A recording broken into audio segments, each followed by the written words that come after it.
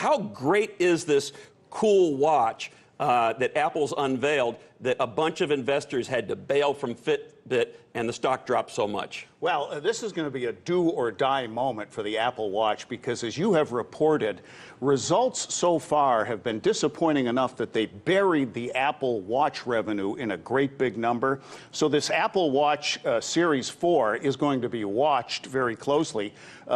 Apple head honcho Tim Cook made the point at the beginning of his presentation that the existing Apple Watch is not only the #1 smartwatch in the world, he says it is the #1 watch in the world, which sounds impressive at first blush, but who wears a watch anymore?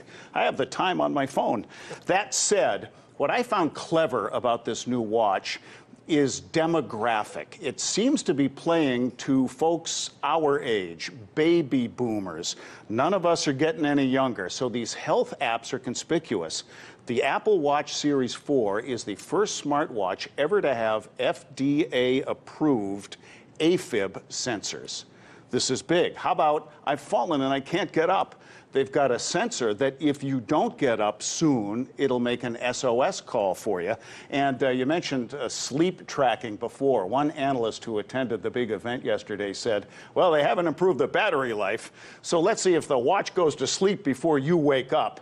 But this wearables industry is a big deal. Well, how big is it, which is a natural question you teed up for me, and how competitive is this marketplace? We know about Apple and Fitbit, but others are in it, I assume. Yeah, according to the Consumer Technology Association, $6.4 billion this year in the USA alone.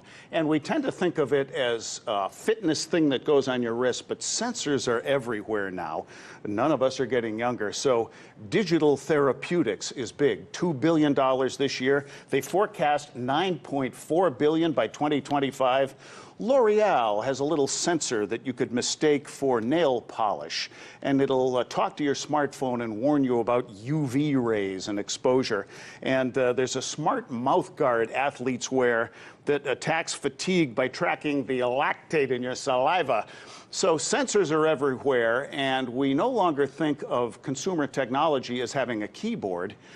It will become increasingly invisible. And before we go, we're running out of time, my old school watch tells me. But what about this new iPhone? What are the key things with that? Going to be different? You ready to pay $1,500? Because no. Unless you buy in Delaware, the $1,449 new 10S has a laptop-sized 512 gig memory. It's got two 12-megapixel killer cameras and the, quote, A12 bionic chip. Now, the iPhone prices have been climbing. They also introduced a less expensive one, $749.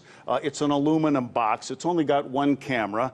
It's affordable, but with a lot of the same features. So watch Apple, watch and iPhone.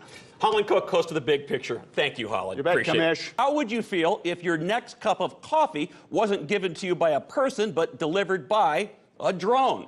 Well, that's the future, according to a patent from IBM, International Business Machines. The company has created, at least on paper, a drone that scans you and uses biometrics, which knows when you want more coffee. It's an interesting thought that someday a machine may be able to know what you want before you even know you want it. But maybe in this case, we might welcome our new robot overlords with open arms.